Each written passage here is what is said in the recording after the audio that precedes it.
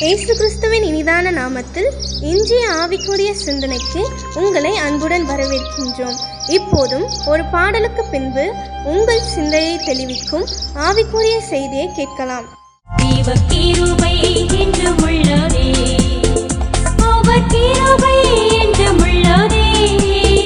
அவரை போற்றி துதித்து பாடி அல்லேலூயா என்றார் பரிபோம்.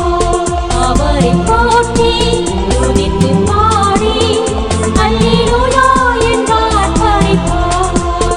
கிருபை நிறைந்த இயேசுவின் இனிதான நாமத்தினால் உங்களை வாழ்த்துகிறேன். நம்முடைய ஆவிக்குரிய சிந்தனைக்காக சங்கீதங்களின் புஸ்தகம் 63:3 நான் வாசிக்கிறேன். ஜீவனை பார்க்கிலும் இது கிருபை நல்லது. தாவீது ஒவ்வொரு பகுதிகளிலும் கிருபையை குறித்து அதிகமாக எழுதியிருக்கிறார். கர்த்தர் நல்லவர், அவர் கிருபை என்றும் உள்ளது. ஜீவனுள்ள நாளெல்லாம் நன்மையும் கிருபை என்னை தொடரும். அப்படி ஒவ்வொரு காரியங்களிலும் கிருபை குறித்து இந்த இடத்துல எழுதும் போது ஜீவனை காட்டில் அது பெரிதென்று சொல்லுகிறார். என்று நாம் கிருபையை சார்ந்து கொள்ள கற்றுக்கொள்ள வேண்டும். நம் அநேகரை நம்முடைய பலத்தை சார்ந்து கொள்கிறோம், நம்முடைய பணத்தை சார்ந்து கொள்கிறோம், பதவியை சார்ந்து கொள்கிறோம், அதிகாரங்களை சார்ந்து கொள்கிறோம், அதிகாரிகளை சார்ந்து கொள்கிறோம், சூழ்நிலைகள் மற்றும் அநேக நண்பர்களை. அப்படி அல்ல, அவைகள் எல்லாம் என்றும் உள்ளது என்று சொல்ல முடியாது, மாறும், மறைந்துவிடும். அல்ல, ஆண்டுடைய கிருபை என்றும் உள்ளதாம். எந்த இடத்துல உங்கள் பிரயாசங்களுக்கு ஃபெயிலியர் ஆயிடுச்சு, தோற்று போயிட்டீங்க, முயற்சி நின்று போயிடுச்சு அல்லது பாதியில நிக்குத ஆரம்பிச்சது அப்படிங்கிற அந்த இடத்துல கர்த்தருடைய கிருபை உண்டாகட்டும் ஜெபம் பண்ணி பாருங்க. அங்க கிருபை உண்டாகிறோம். பாதுகாப்பற்ற சூழ்நிலையில கூட இருக்கீங்களா, ஆண்டவரே அவருடைய கிருபையை சார்ந்து கொள்கிறேன்னா அவருடைய கிருபை நம்மளை சூழ்ந்து கொள்ளும் பொழுது என்னாகுமா, பாதுகாப்பு உண்டாகிறது. வேதம் அதுதான் சொல்லுது, கர்த்தரை நம்புகிறவர்களோ கிருபை சூழ்ந்து கொள்ளுமா. அப்படிப்பட்ட கிருபை நிறைந்த ஆண்டவர் நம்மோடு கூட இருக்கிறார். செருபாபேலை குறித்து வேதம் சொல்கிறது, எல்லா ஜனங்களும் ஆலயம் கட்டப்பட்ட ஆரம்பித்து பாதியில நிக்குது. ஆனா என்ன நடக்குதுன்னு சொன்னீங்கன்னா, கிருபை உண்டாவதாக சொல்லி வாழ்த்துறாங்க, பாடுறாங்க, ஆர்ப்பரிக்கிறாங்க, கட்டி முடியுது.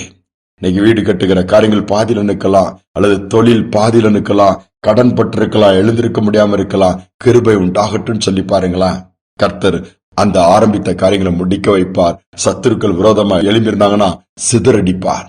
ஒரு அருமையான ஊழியக்காரர் ஆண்டவருக்கு உண்மையை உத்தமாய் ஊழியம் செய்து வந்தார். அப்ப அவருக்கு ஏராளமான எதிர்ப்புகள் இருந்துச்சு.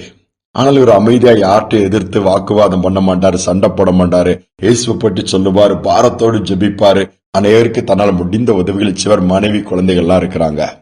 இதை பார்த்த ஒரு கூட்டத்திற்கு பிடிக்கல, இவரை இந்த ஊரை விட்டே துரத்தணும்னு சொல்லி மிரட்டி பார்த்தாங்க. போகல. இவர் தைரியமா ஆண்டவர் நம்பி இருந்ததுனால ஒரு நாள் இவரை காலி பண்ணணும்னு சொல்லி அடியாட்களை செட் பண்ணி அனுப்பிட்டாரு. அந்த மனுஷன் அனுப்பின உடனே இந்த ஊழியக்காரருக்கு ஒண்ணுமே தெரியாது. திடீர்னு பார்த்தா வீட்டை சுற்றி அடியாட்கள் வந்து கதவை தட்டிட்டு உடைச்சிட்டு உள்ள வந்து வெளியே வாண்டுக்கு எல்லாம் பயங்கரமான ஆயுதங்களை வச்சுட்டு நிக்கிறாங்க. என்ன செய்யறன்னு தெரியல. உடனே ஆண்டவரே நாங்க என்ன பண்ணுவோம், இந்த நேரத்துல எங்க போய் உதவி, கதவை அடிக்கிறதெல்லாம் உடைச்சிட்டு உள்ள வந்துருவாங்க பொழுக்கும் போது. அப்படி ஒரு குட்டி குழந்தை முழங்கால் படிட்டு சோம் பண்ணிச்சு. அந்த நேரத்துல ஏசப்பா உடைய கிருபை ஜீவனை பார்க்கலும் பெருசுன்னு சொல்லி பைபிள்ல நான் படிச்சிருக்கிறேன். அப்பா உடைய கிருபை விளங்கட்டும், எங்க ஜீவனை காட்டிலும் கிருபை பெருசுப்பா, எங்களை பாதுகாத்துக் கொள்ள ஒரு சின்ன ஜபம் தான் அந்த சின்ன பையன் பண்ணான். என்ன நடந்தான் தெரியுமா, திடீரென்று அந்த திருநாய்க்கள் நிறைய ஓடி வந்துச்சான். கூட்டமா ஒரு 10 காணம் வந்து இவங்க மேல சீறி பாய்ந்து கடிச்சு குதற ஆரம்பிச்சிருச்சு. உயிர் தப்புனா போதுண்டு அத்தனை பேரும் ஆயுதம் அதெல்லாம் போட்டு ஓடி போயிட்டாங்களாம். சில நேரம் நம்மளே திருநாயை பார்ப்போம், கூட்ட கூட்டமா சும்மா அலையுது அப்படின்னு சொல்லி பார்ப்போம். பாருங்க, அந்த திருநாயை கூட ஆண்டவர் பயன்படுத்த ஆரம்பிச்சிட்டாரு. தன் பிள்ளைக்கு விரோதமா எழும்புகிற கூட்டத்தை துரத்துறதுக்கு திருநாயை கூட என் தேவன் பயன்படுத்தினது அந்த இடத்துல பார்க்க முடிந்தது. யோசித்து பாருங்க, இதான் காட்ஸ் டூயிங், ஆண்டோடைய கிரியைகள். விரோதமா எழும்பி இருக்கிறாங்க. யாருமே உங்களுக்கு இல்லையா பரிந்து பேசுவதற்கு, வழக்காடுவதற்கு, உங்களுக்காக யுத்தம் பண்ணுவதற்கு, காரியங்களை செய்வதற்கு கர்த்தர் இருக்கிறார். அவருடைய கிருபை இருக்கிறது. இந்த கிருபையை சார்ந்து கொள்வோமா? ஜெபிப்புமான்பின் தகப்பனே, இக்கிருபை நிறைந்த தேவனா இருக்கிறீங்க. கிருபையின்படி இறங்குகிற ஆண்டவரா இருப்பதற்காக ஸ்தோத்திரம். எந்தெந்த பிள்ளைகள் இந்த காலை நேரத்தில் நம்முடைய கிருபை கேட்கிறாங்களோ அந்த கிருபையை கொடுங்கப்பா.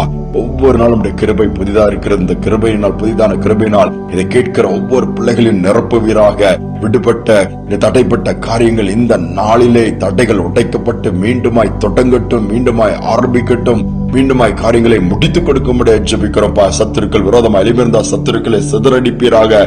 ஜீவனுக்காய் போராடுகிற பிள்ளைகளுக்கு ஜீவனை கட்டளையிடுவீராக, பாதுகாப்பீராக. வீடு கட்டின காரியங்கள் நின்றால் என் ஆண்டவர் கரம் நீட்டப்படட்டும், காரியங்கள் நடக்கட்டும். தொழிலில் தோற்று போனால் மீண்டுமாய் ஜெயிக்கிறவர்களாய் மாற்றுங்க.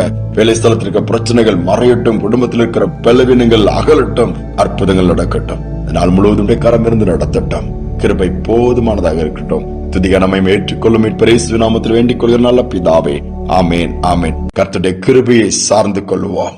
சகலம் நன்மைக்கு ஏற்றதாய் கர்த்தர் நடத்தி கொடுப்பார். இந்த சிந்தனையோடு இந்த நாளை தொடர்வோம். மீண்டுமாய் நாளை தினம் சந்திப்போம்.